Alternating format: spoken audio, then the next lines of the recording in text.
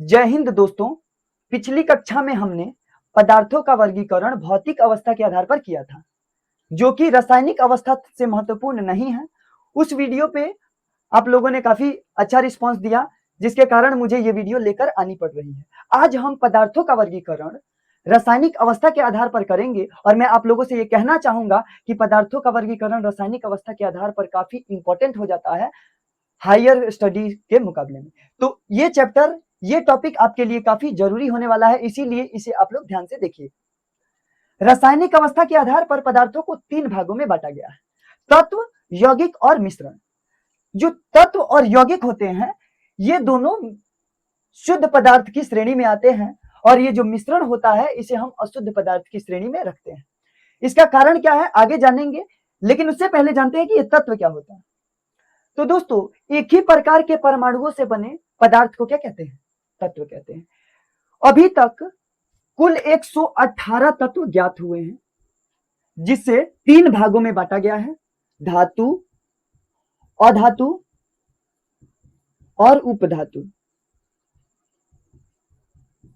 अब देखिए, धातु का मतलब होता है वैसा तत्व जिसमें विशेष प्रकार की चमक पाई जाती है, उसे धातु बोलते हैं। लेकिन एक कारण से यह अंदाजा नहीं लगाया जा सकता है कि यह धातु है या नहीं, इसीलिए कम से कम 2 कारण होने जरूरी है। तो पहला, तो किसी तत्व में चमक के साथ साथ अगर बिजली जा रही है तो उसे हम लोग बोल सकते हैं वो धातु है। धातु को भौतिकी में चालक बोलते हैं, अधातु को कुचालक बोलते हैं, उपधातु को अर्धचालक बोलते हैं। तो धातु का मतलब होता है ऐसा तत्व जिसमें विशेष प्रकार की चमक हो तथा जिससे बिजली प्रवाहित हो सके, उसे हम लोग धातु बोल सकते हैं। अधातु का मतलब होता है ऐसा तत्व जिसमें चमक नहीं होती है और जिसमें से बिजली भी नहीं जाती है, उसे हम लोग अधातु बोलते हैं। उपधातु ऐसा तत्व जिसमें थोड़ी थोड़ी चमक होती है और वो बिजली का थोड़ा थोड़ा सुचालक होता है, उसे हम लोग बोल सकते हैं उपधातु। कुल 118 तत्व में सबसे अधिक संख्या धातु की है।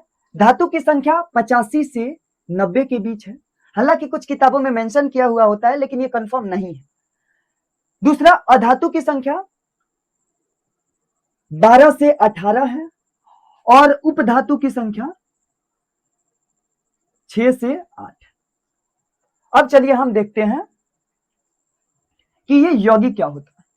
दोस्तों, अगर तत्वों को एक निश्चित अनुपात में मिलाया जाए तो जो प्राप्त होता है उसे हम लोग यौगिक बोल सकते हैं। तत्वों को एक निश्चित अनुपात में मिलाने से जो प्राप्त होता है उसे यौगिक बोल सकते हैं। इसका मतलब यौगिक जो होता है वो तत्वों के मेल से ही बनता है। तत्व 2 या 2 से अधिक हो सकते हैं। अब देखिए, यौगिक को 2 भागों में बांटा गया है। एक होता है कार्बनिक, दूसरा अकार्बनिक। आप लोगों का एक प्रश्न आएगा कि कार्बनिक और अकार्बनिक ही क्यों?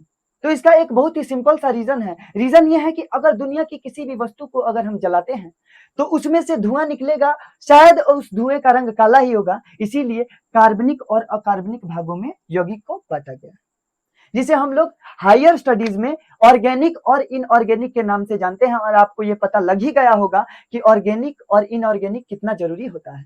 तो इसे आप ध्यान से देखिए। यौगिक की खास बात क्या है? देखिए, किसी भी तत्व को निश्चित अनुपात में मिलाते हैं तो वो यौगिक हो जाता है, ठीक है।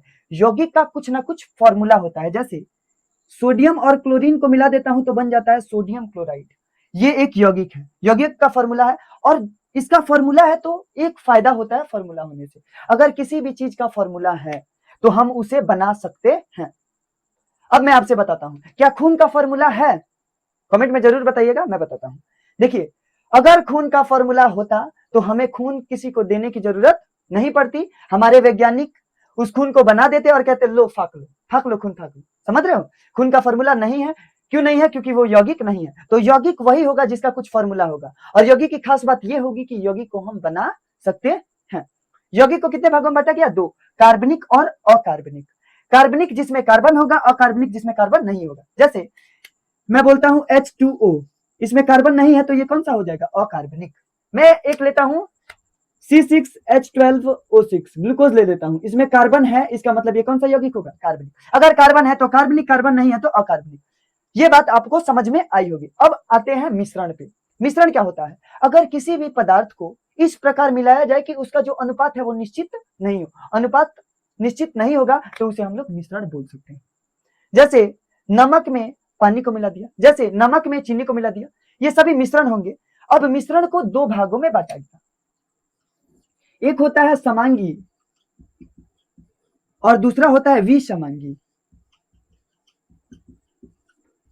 अब ये समांगी क्या होता है, विसमांगी क्या होता है? देखिए, अगर किसी भी चीज को हम एक साथ मिलाते हैं, अगर वो दिखती है, उसके अवयव दिखते हैं, तो उसे हम लोग बोल सकते हैं कि वो विसमांगी मिश्रण होगा। किंतु अगर किसी भी चीज को एक साथ मिलाते हैं, दो या दो से अधिक हो सकता है, अगर वो नहीं दिखे तो हम बोल सकते हैं कि वो समांगी होगा। अगर हम नमक और चीनी को एक साथ मिलाए तो नमक और चीनी का टुकड़ा हमें दिखाई देगा, लेकिन अगर हम नमक और पानी को एक साथ मिलाए तो कोई दिखाई नहीं देगा, इसीलिए नमक और पानी का मिश्रण कैसा मिश्रण होगा? समांगी मिश्रण होगा। इसका एग्जाम्पल लेते हैं, हमारे गांव में जितनी भी बूढ़ी दादियां होती हैं, वो सभी दाल को जब खरीदती हैं तो दाल को आपस में मिलाकर रख देती हैं, और जब दाल आपस में मिलाकर रखते हैं तो दाल दिखाई देता है कि इसमें ये और इस दाल को मिलाया गया है। उस समय वो कैसा मिश्रण होता है? विसमांगी। लेकिन जब उसी दाल को अगर हम दो मुट्ठी निकालकर कुकर में डालकर सीटी लगा देते हैं तो वो क्या बन जाता है? विसमांगी मिश्रण। अब देखते हैं तत्व, यौगिक और मिश्रण में अंतर। देखिए, तत्व जो होता है अकेला होता है, जैसे मैं और आप लोग अकेले ही हैं, तो तत्व सिंगल होता है। यौगिक क्या होता है? जो डबल होता है या दो से अधिक होता है। कुछ लोग ऐसे भी होंगे जो दो होंगे तो वो यौगिक में आ सकते हैं। मिश्रण क्या होता है? दो या दो से अधिक चीजों को इस प्रकार मिलाया जाए कि उसका अनुपात निश्चित नहीं हो। जैसे अगर हम मटन बनाते हैं तो क्या क्या मसाला डालेंगे, एक ही साथ दो मटन बनाते हैं तो दोनों का स्वाद अलग अलग हो जाएगा, क्योंकि हमने निश्चित अनुपात पर नहीं मिलाया। तो जितनी भी ऐसी चीजें हैं जिसका अनुपात कंफर्म नहीं है, उसे हम लोग मिश्रण बोल सकते हैं। मिश्रण दो प्रकार के, समांगी और विसमांगी, जिसे मैंने आपको बता दिया। यौगिक को दो भागों में बांटा गया, कार्बनिक और अकार्बनिक। जिसमें कार्बन उसे कार्बनिक, जिसमें कार्बन नहीं उसे अकार्बनिक। कार्बन के आधार पर क्यों बांटा गया? क्योंकि दुनिया में जितनी भी चीजें हैं, अगर उसे हम जलाते हैं तो काला धुआं निकलता है, और कार्बन सभी से अभिक्रिया कर सकता है, इसीलिए कार्बन के ही आधार पर यौगिक को बांटा गया। चलिए अब देखते हैं यौगिक को बनाया जा सकता है क्यों? क्योंकि उसका रासायनिक फॉर्मूला होता है। खून यौगिक नहीं है, क्यों नहीं है? क्योंकि उसका रासायनिक फॉर्मूला नहीं है। तत्व किसे कहते हैं? एक ही प्रकार के परमाणुओं से बने पदार्थ को क्या कहते हैं? तत्व कहते हैं। तत्व कितने हैं? 118। तत्व को कितने भागों में बांटा गया है? धातु, अधातु और उपधातु। धातु क्या होता है? विद्युत का चालक होता है। फिजिक्स में इसे किस नाम से जाना जाता है? चालक के। फिजिक्स में अधातु को किस नाम से? कुचालक से। और फिजिक्स में उपधातु को किससे? अर्धचालक से। आपको ये वीडियो जरूर पसंद आई होगी। अगर वीडियो अच्छी लगे तो लाइक करें, और चैनल पे नए हो तो सब्सक्राइब करें। धन्यवाद।